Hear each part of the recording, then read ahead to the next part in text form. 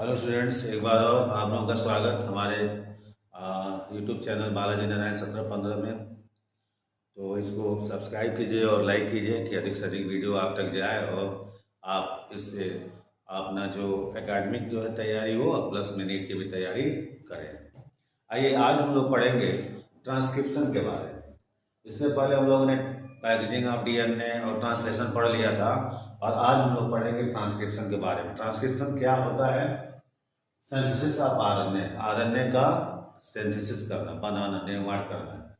तो इसके लिए जो है ट्रांसक्रिप्शन के यूनिट जो होते हैं वो तीन होते हैं। प्रोमोटर होता है और दूसरा होता है द स्ट्रक्चरल जीन होता है और तीसरा होता है टर्मिनेटर होता है। अब ये जो जो तीनों होते हैं तो इसके लिए हमको क्या रिक्वायर होता है? तो आरएनए सिंथेसिस के लिए क्या रिक्वायरमेंट है हमारे लिए?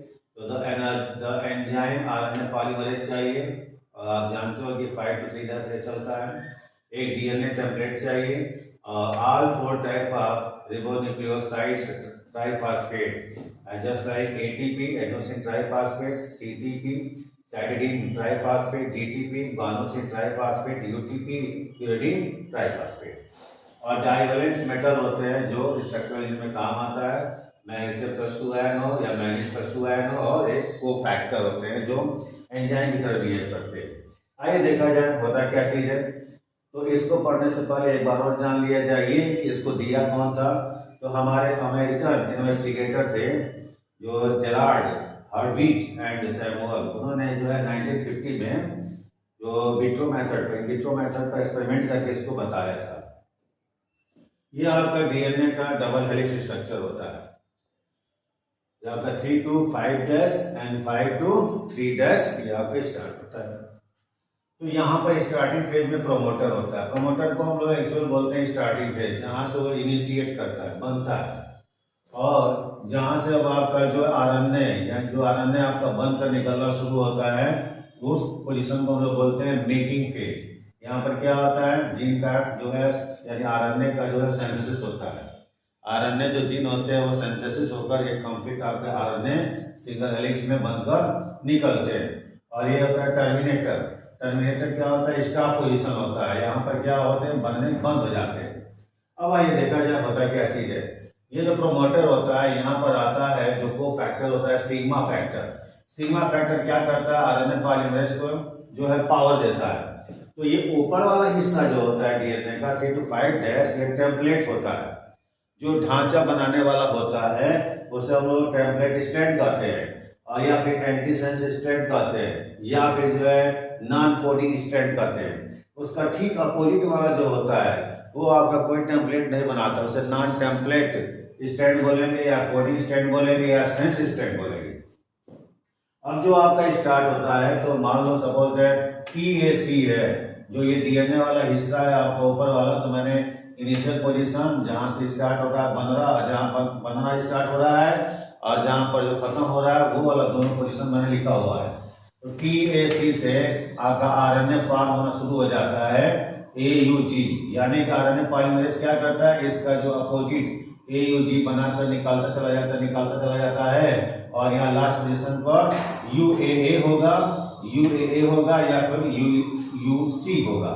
यहाँ पर इसका एंड पोजीशन हो जाता है, यानी यहाँ से और यहाँ तक क्या होता है? आपका ये स्ट्रक्चरल फॉर्म होता है जिसमें आपका आरएनए बनता है। और यहाँ पर होता है क्या चीज? रो फैक्टर आता है। रो फैक्टर क्या करता है? आरएनए पॉलीमरेज के काम को बाधित कर देता है और फिर यहाँ से ये बनना बंद हो जाता है। इसीलिए इसका नाम यहाँ पर प्रोमोटर है और यहाँ पर इसका नाम टर्मिनेटर। प्रोमोटर का मतलब स्टार्टिंग फेज, टर्मिनेटर का मतलब स्टॉपिंग फेज। और जो स्ट्रक्चरल जीन वाला पोजीशन होता है उसे क्या बोलते हैं? मेकिंग फेज बोलते हैं।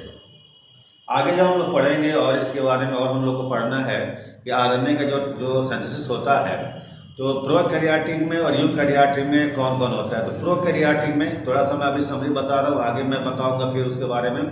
प्रोकैरियोटिक में एक ही आरएनए पॉलीमरेज क्या करता है? तीनों mRNA, tRNA और स्मॉल आरएनए का फॉर्मेशन करता है।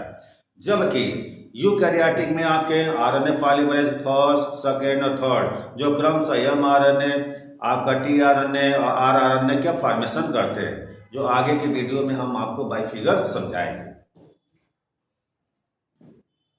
तो ये आपका जो है आज का ये ट्रांसक्रिप्शन का जो है आधा भाग है। तो इसमें हम लोगों ने यही समझा कि इसमें मेजरली 3 जो है अवस्थाएं होती है, प्रोमोटर होता है, स्ट्रेचुअल जीन होता है, टर्मिनेटर। यहाँ पर आपका जो है सिग्मा फैक्टर क्या करता है, आरएनए जो है पॉलीमरेज उसको एनर्जी देता है, तो यहाँ से बनना शुरू हो जाता है। कहाँ से बनना शुरू होता है, तो AUG से, और फिर कहाँ स्टॉप होता है इसका, UUC हो या UUA हो, फिर वहां पर आपका जो है ये बंद हो जाता है, पैक हो जाता है। टर्मिनेटर पर क्या होता है, रो फैक्टर आता है, इसको स्टॉप कर देता है। ओके, तो ये था आपका ट्रांसक्रिप्शन का आधा भाग जो समरी के रूप में है। और अगले टर्म में हम लोग ये देखेंगे कि कैसे कहाँ से आपका mRNA निकलता है और mRNA बनता कैसे है, उसमें कैसे बैंड होते हैं और कैसे वो बनकर ट्रांसलेशन का काम करता है जो प्रोटीन का फॉर्मेशन होता है। ओके, आज के लिए इतना ही।